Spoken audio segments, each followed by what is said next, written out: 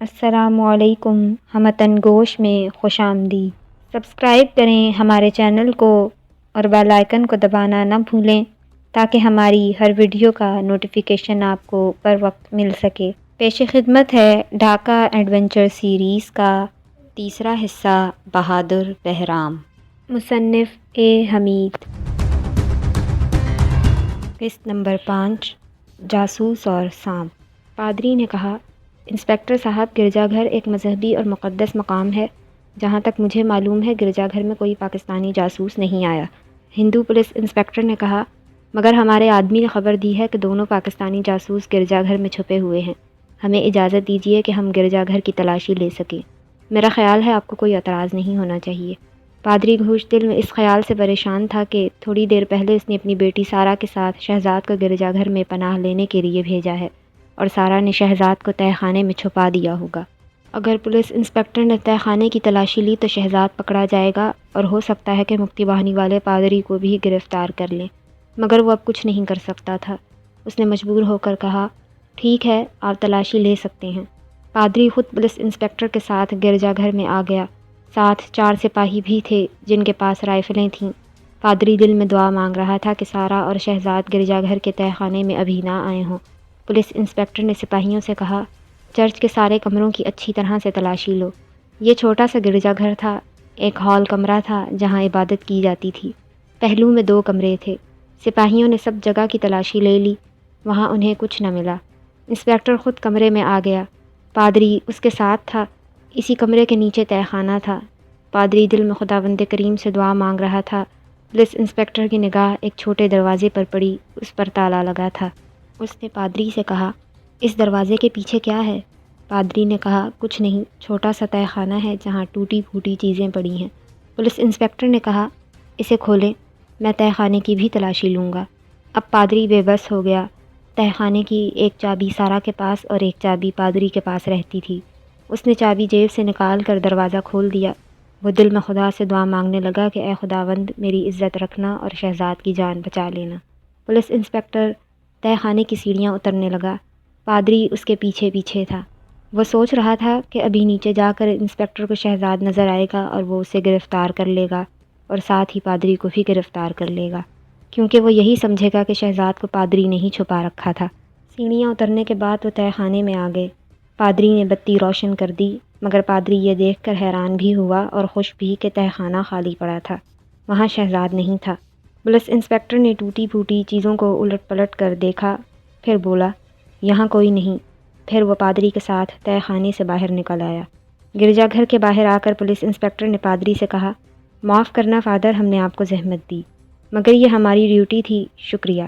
یہ کہہ کر ہندو پولیس انسپکٹر اپنے سپاہیوں کے ساتھ واپس چلا گیا۔ اس کے جانے کے بعد پادری نے خدا کا شکر ادا کیا۔ وہ اس بات پر حیران تھا کہ سارہ شہزاد کو لے کر تہہ خانے میں کیوں نہیں آئی تھی۔ وہ گرجا گھر سے اپنی کوٹھی میں آیا تو دیکھا کہ سارہ وہاں کھڑکی کے پاس کھڑی تھی۔ باپ کو دیکھتے ہی بولی، پاپا، میں شہزاد کو لے کر تہہ خانے کی طرف جانے ہی لگی تھی کہ مجھے باہر سے انسپکٹر کی آواز سنائی دی کہ وہ گرجا گھر کی تلاشی لینا چاہتا ہے۔ بس میں وہیں رک گئی اور شہزاد کو تہہ خانے میں لے جانے کے بجائے اسے دوسرے کمرے میں ہی چھپا دیا۔ شہزاد اس وقت بھی دوسرے کمرے میں ہے۔ پادری گھوش نے بیٹی کا ماتھا چوم لیا اور بولا، بیٹی، تم نے بڑی عقل مندی سے کام دیا۔ خداوند نے ہمیں ایک بڑی مصیبت سے بچا لیا ہے۔ اگر تم شہزاد کو تہہ خانے میں لے گئی ہوتی تو شہزاد کے ساتھ اس وقت میں بھی پولیس اسٹیشن پر ہوتا۔ سارہ کہنے لگی، پاپا، پولیس کو شک پڑ گیا ہے کہ گرجا گھر میں پاکستانی جاسوس چھپے ہوئے ہیں، اب وہ پھر کسی وقت تلاشی لینے آ سکتے ہیں۔ پادری نے بیٹی سے پوچھا، پھر تمہارا کیا خیال ہے؟ سارہ نے کہا، پاپا، میرا خیال ہے کہ ہمیں شہزاد کو ابھی چرچ کے تہہ خانے میں نہیں رکھنا چاہیے۔ تو پھر کہاں چھپائیں؟ پادری نے پوچھا۔ سارہ نے کہا، میرا خیال ہے کہ ہمیں شہزاد کو دریا کنارے والے گرجا گھر کے اسٹور میں چھپا دینا چاہیے۔ وہاں کبھی کوئی نہیں جاتا اور اسٹور بھی بند پڑا رہتا ہے، کسی کو شک نہیں ہوگا۔ پادری کچھ سوچنے لگا، پھر بولا، تم ٹھیک کہتی ہو، مگر وہاں شہزاد کو کھانا کون پہنچایا کرے گا؟ سارہ بولی، میں رات کو کھانا وغیرہ لے جایا کروں گی۔ اسٹور میں چھوٹا سا غسل خانہ بھی ہے اور وہاں نل کا بھی لگا ہوا ہے، شہزاد کو پانی کی بھی آسانی ہوگی۔ چرچ کے تہہ خانے میں خطرہ ہے۔ پادری نے سانس بھر کر کہا، تم نے ٹھیک سوچا ہے، ذرا شام کا اندھیرا ہو جائے تو میں خود شہزاد کو دریا کنارے والے اسٹور میں لے جا کر چھپا دوں گا۔ پھر وہ دونوں دوسرے کمرے میں گئے جہاں شہزاد بیٹھا ہوا تھا۔ پادری نے شہزاد کو ساری بات سمجھا دی اور کہا، اسٹور ایک عرصے سے خالی پڑا ہے، وہاں چاولوں کی کچھ بوریوں کے سوا کچھ نہیں ہے، وہاں تم محفوظ ہوگے، جو ہی حالات اچھے ہوئے ہم تمہیں وہاں سے نکال لیں گے۔ شہزاد کو کیا اعتراض ہو سکتا تھا، وہ تو اپنی جان بچانا چاہتا تھا۔ کہنے لگا، فادر آپ جو کہتے ہیں میں ویسا ہی کروں گا۔ سارا بولی، بالکل ٹھیک ہے، شام کو تمہیں یہاں سے لے جائیں گے، شام تک تم اسی جگہ آرام کرو۔ جب شام ہوئی تو شہزاد اور سارا نے کھانا کھایا، پھر پادری نے رات کے اندھیرے میں شہزاد کو ساتھ لیا اور گرجا گھر کے پیچھے جو درخت تھے ان میں سے ہوتا ہوا دریا کی طرف روانہ ہو گیا۔ اس نے شہزاد کو کالی چادر دے دی تھی جو اس نے اپنے سر اور جسم کے گرد لپیٹ رکھی تھی۔ پادری گھوش آگے آگے چل رہا تھا، وہ ایسے راستوں سے گزر رہا تھا جہاں کوئی آدمی نہیں تھا، سارا راستہ خالی اور ویران تھا۔ وہ رات کے اندھیرے میں ایک کھیت میں سے نکل کر دریا کے کنارے پر آ گئے۔ دریا کا پاٹ زیادہ چوڑا نہیں تھا مگر وہ پانی سے بھرا ہوا تھا اور پانی خاموشی سے رات کے اندھیرے میں بہہ رہا تھا۔ دریا کنارے دور تک ناریل کے درخت اگے ہوئے تھے۔ پادری نے شہزاد سے کہا، ادھر کبھی کبھی ہی کوئی آتا ہے، دریا کا گھاٹ یہاں سے 1 میل دور ہے، وہاں سے کشتیاں دریا کے دوسرے پار جاتی ہیں۔ دریا کنارے ایک طرف ہٹ کر درختوں کے نیچے ایک چھوٹا سا گیراج کی طرح کا اسٹور بنا ہوا تھا، اس کی دیواروں پر جنگلی بیل چڑھی ہوئی تھی، دروازے پر تالا لگا تھا۔ پادری گھوش نے آگے بڑھ کر دروازہ کھولا، اسٹور میں اندھیرا تھا۔ پادری نے موم بتی جلا لی۔ اسٹور چھوٹا سا تھا، کونے میں بوریاں اور دوسرے کونے میں لکڑی کے ٹوٹے پھوٹے کھوکھے پڑے تھے۔ سامنے کی دیوار کے ساتھ بانس کی چارپائی تھی جس پر دری اور سرہانہ تہہ کر کے رکھا ہوا تھا۔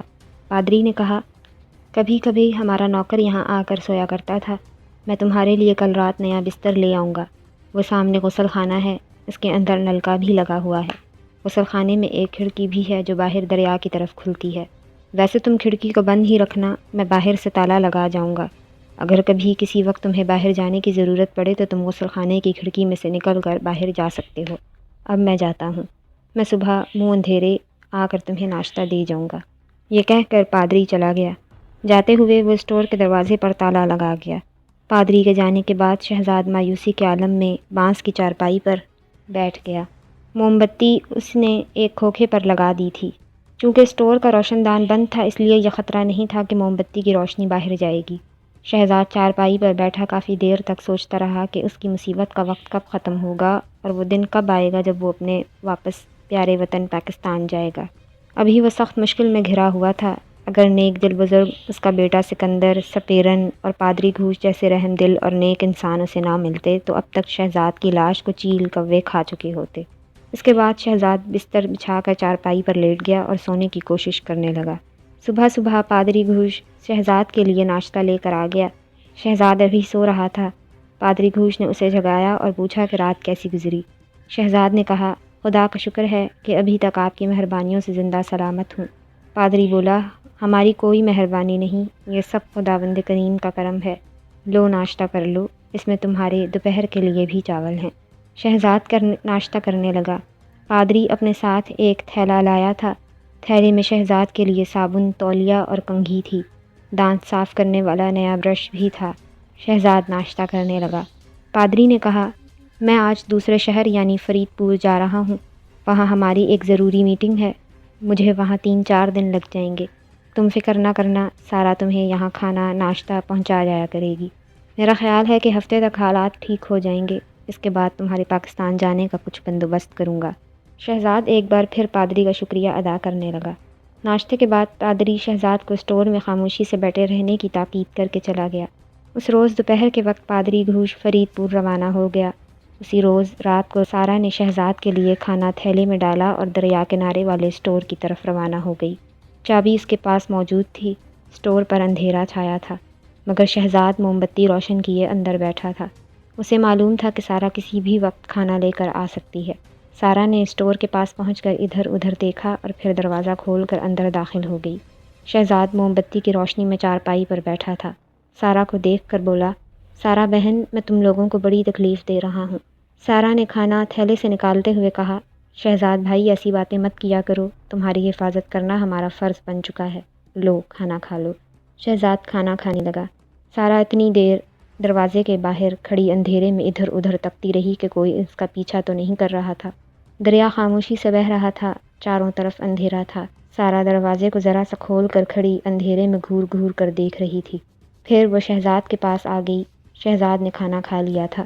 سارا نے برتن تھیلے میں ڈالتے ہوئے کہا، میں صبح منہ اندھیرے تمہارے لیے تھرمس میں چائے ڈال کر لاؤں گی، اب تم موم بتی بجھا کر سونے کی کوشش کرو۔ یہاں گرمی تو نہیں لگتی؟ شہزاد بولا، ان حالات میں گرمی نہیں لگا کرتی سارا بہن، اب تو اس انتظار میں ہوں کہ کب حالات اچھے ہوں اور میں کب یہاں سے نکل کر پاکستان پہنچتا ہوں۔ سارا نے کہا، خدا نے چاہا تو حالات 10-15 دنوں کے اندر اندر اچھے ہو جائیں گے۔ پاپا آج فرید پور چلے گئے ہیں، 3-4 دنوں میں واپس آ جائیں گے۔ اچھا اب میں چلتی ہوں، کسی چیز کی ضرورت ہو تو مجھے بتا دو، صبح لیتی آؤں گی۔ شہزاد بولا، مجھے کسی چیز کی ضرورت نہیں ہے، تمہارا بہت بہت شکریہ۔ سارا نے پلاسٹک کا ایک تھیلا شہزاد کے قریب رکھتے ہوئے کہا، اس میں تمہارے دوپہر کے کھانے کے واسطے بھنے ہوئے چاول اور مچھلی ہے، میں اب رات کو دوبارہ آؤں گی، میں باہر سے تالا لگا جاؤں گی۔ سارا چلی گئی۔ شہزاد چارپائی پر لیٹ گیا۔ موم بتی اس نے بجھا دی تھی۔ وہ اپنی قسمت پر غور کرنے لگا کہ دیکھیں آگے کیا ہوتا ہے، اور وہ اپنی والدہ کے پاس پاکستان کب پہنچتا ہے۔ اسے اپنے شہید باپ کا جملہ بار بار یاد آتا۔ اس کے والد نے مرتے ہوئے کہا تھا، بیٹا جس طرح بھی ہو زندہ رہنا اور واپس اپنی والدہ کے پاس پاکستان ضرور پہنچنا۔ شہزاد نے بھی دل میں عہد کر رکھا تھا کہ وہ اللہ کی مدد سے زندہ رہے گا اور ایک نہ ایک دن پاکستان پہنچنے میں کامیاب ہو جائے گا۔ باہر سورج نکل آیا۔ شہزاد کو درختوں پر سے پرندوں کے بولنے کی آوازیں آنے لگیں۔ شہزاد کا بڑا دل چاہا کہ وہ باہر کھلی ہوا میں نکلے، مگر اس خیال سے کہ کوئی اسے دیکھ لے گا وہ اندر ہی چارپائی پر لیٹا رہا۔ روشن دان اگرچہ بند تھا لیکن اس میں سے سورج کی ہلکی ہلکی روشنی اندر آ رہی تھی۔ شہزاد اٹھ کر غسل خانے میں گیا۔ اس نے نل کا کھول کر تھوڑا سا پانی پیا۔ اس کا دل چاہا کہ وہ کھڑکی کھول کر کھلی فضا کا نظارہ کرے۔ اس نے کھڑکی کی چٹخنی اتاری اور آہستہ سے ایک پٹ تھوڑا سا کھول دیا۔ تازہ ہوا اور دن کی روشنی اندر آنے لگی۔ شہزاد نے تازہ ہوا کے 2-4 لمبے لمبے گہرے گہرے سانس لیے۔ اسے اس طرح سے بڑا سکون ملا۔ اس کا دل چاہتا تھا کہ وہ کھڑکی سے کود کر باہر کھلی فضا میں جائے، مگر اس نے ایسا نہ کیا کیونکہ خطرہ تھا کہ باہر سے کوئی اسے دیکھ نہ لے۔ چنانچہ شہزاد نے کھڑکی بند کر کے چٹخنی لگا دی اور واپس چارپائی پر آ کر لیٹ گیا۔ رات اسی طرح سے گزر گئی۔ دوسرے دن منہ اندھیرے سارا اٹھی۔ کچن میں جا کر اس نے ڈبل روٹی کے ٹوسٹ بنائے، چائے تیار کر کے تھرمس بوتل میں ڈالی، رات کو پکائے ہوئے چاول اور مچھلی تھیلے میں رکھی اور کوٹھی کے پچھلے دروازے سے نکل کر دریا کنارے شہزاد کے خفیہ ٹھکانے کی طرف روانہ ہو گئی۔ اس نے احتیاط کے طور پر سڑک پر پہنچنے کے بعد ایک نظر پیچھے مڑ کر دیکھا کہ کہیں مکتی بانی یا پولیس کا کوئی جاسوس اس کا پیچھا تو نہیں کر رہا۔ اسے اندھیرے میں کوئی آدمی دکھائی نہ دیا۔ ویسے بھی سڑک گرجا گھر تک خالی تھی۔ وہ اطمینان سے جنگل میں داخل ہو گئی، مگر یہ اس کا وہم تھا۔ اصل میں پولیس کا ایک جاسوس اس کے پیچھے لگ گیا تھا۔ ہندو پولیس انسپکٹر نے اسی رات سے ایک جاسوس کو سارا کی نگرانی کے لیے گرجا گھر کے باہر مقرر کر دیا تھا۔ جاسوس نے جب سارا کو منہ اندھیرے مکان سے نکل کر جنگل کی طرف جاتے دیکھا تو وہ اس کے پیچھے لگ گیا، مگر وہ ایک تجربہ کار جاسوس تھا۔ وہ ایک خاص فاصلہ رکھ کر سارا کا پیچھا کر رہا تھا۔ سارا اپنی طرف سے بالکل مطمئن ہو کر چل رہی تھی۔ پٹسن کے کھیتوں سے نکل کر وہ دریا کے کنارے آ گئی۔ یہاں پہنچ کر اس نے ایک بار پھر پیچھے مڑ کر دیکھا۔ اسے کوئی آدمی تعاقب کرتا نظر نہ آیا، حالانکہ پولیس کا جاسوس بڑی تیزی سے ایک درخت کے پیچھے ہو گیا تھا۔ سارا نے اسٹور کا تالا کھولا اور اندر داخل ہو گئی۔ پولیس کے جاسوس نے سارا کو اسٹور کا تالا کھولتے دیکھ لیا تھا۔ وہ بھی ایک طرف چھپ کر بیٹھ گیا۔ وہ سمجھ گیا تھا کہ اندر وہی پنجابی لڑکا ہے جس کی پولیس کو تلاش ہے۔ وہ یہ دیکھنا چاہتا تھا کہ سارا اسے ساتھ لے کر باہر نکلتی ہے یا نہیں۔ جب کافی دیر ہو گئی اور سارا باہر نہ نکلی تو پولیس جاسوس دبے پاؤں چل کر اسٹور کے دروازے کے پاس آ گیا۔ دروازہ اندر سے بند کر دیا گیا تھا۔ اس نے سوراخ میں سے جھانک کر اندر دیکھا۔ اسٹور میں موم بتی روشن تھی اور سارا ایک نوعمر دبلے پتلے لڑکے کے پاس بیٹھی اسے ناشتہ کروا رہی تھی۔ پولیس جاسوس کی خوشی سے باچھیں کھل گئیں۔ وہ پنجابی لڑکے کا سراغ لگانے میں کامیاب ہو گیا تھا۔ اب اسے ترقی ملنے کی پوری توقع تھی۔ وہ کان لگا کر ان کی باتیں سننے لگا۔ وہ پورا یقین کرنا چاہتا تھا کہ یہی وہ مفرور لڑکا ہے جس کی پولیس اور فوج دونوں تلاش کر رہے ہیں۔ اندر سارا اور شہزاد باتیں کر رہے تھے۔ سارا کہہ رہی تھی، پاپا پرسوں تک آ جائیں گے، پھر تمہیں یہاں سے نکال لیں گے اور جیسے بھی ہو سکا تمہیں پاکستان پہنچا دیں گے، تم بالکل فکر مت کرو۔ پولیس جاسوس کو ثبوت مل گیا کہ یہی وہ مفرور لڑکا۔ اس نے دروازے کے ساتھ کان لگا دیا ہے۔ شہزاد کہہ رہا تھا، سارا بہن، کبھی کبھی مجھے یقین نہیں آتا کہ اب میں واپس پاکستان پہنچ سکوں گا۔ لگتا ہے بس اسی طرح دربدری کرتے کسی روز مکتی باہنی والوں کے ہاتھ آ جاؤں گا اور وہ مجھے تکلیفیں دے کر ہلاک کر ڈالیں گے۔ سارہ نے کہا، تم اتنی جلدی نا امید کیوں ہو جاتے ہو؟ شہزاد خدا پر بھروسہ رکھو، وہ اگر چاہے تو کیا نہیں کر سکتا؟ خدا سب کچھ کر سکتا ہے، وہ اگر چاہے تو تمہاری طرف کوئی آنکھ اٹھا کر نہیں دیکھ سکتا۔ اب تو پولیس جاسوس کو پکا یقین ہو گیا تھا کہ یہی وہ لڑکا شہزاد ہے جس کی تلاش میں انڈین آرمی کے جوان اور مکتی باہنی اور بنگالی پولیس ماری ماری پھر رہی ہے۔ وہ جلدی سے پولیس اسٹیشن جا کر اطلاع کرنا چاہتا تھا تاکہ پولیس انسپکٹر کی پوری پارٹی کو لے کر وہاں جلدی سے چھاپا مارے اور شہزاد کو سارہ کے ساتھ ہی گرفتار کر لیا جائے اور اس کی ترقی کے آرڈر بھی ہو جائیں۔ پولیس جاسوس تیز تیز قدموں سے درختوں کی طرف چلنے لگا۔ وہ بڑے جوش میں تھا، جلدی جلدی پولیس اسٹیشن کی طرف جا رہا تھا۔ سڑک سے اتر کر وہ پٹسن کے کھیت میں داخل ہوا ہی تھا کہ اچانک ایک سانپ کھیت میں سے نکلا اور پھن اٹھا کر اس کے سامنے کھڑا ہو کر جھومنے لگا۔ پولیس جاسوس کا جسم خوف کے مارے کانپنے لگا۔ وہ بھاگ بھی نہیں سکتا تھا۔ سانپ اچانک نکل کر اس کے بالکل سامنے آ گیا تھا۔ سانپ آگے بڑھا۔ پولیس جاسوس کا بدن دہشت کے مارے ٹھنڈا ہو گیا۔ کیا جاسوس کو سانپ نے ڈس لیا یا وہ مکتی باہنی کے گنڈوں اور پولیس انسپکٹر کو خبر کرنے میں کامیاب ہو گیا؟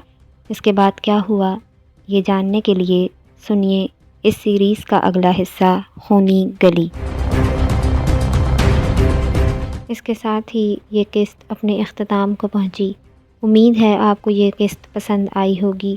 اگر آپ کو یہ قسط پسند آئی ہو تو اس ویڈیو کو لائک کریں اور زیادہ سے زیادہ شیئر کریں اور کامنٹ کر کے بتائیں کہ آپ کو یہ قسط کیسی لگی۔ اب آپ سے اگلی قسط میں ملاقات ہوگی، تب تک کے لیے اللہ حافظ۔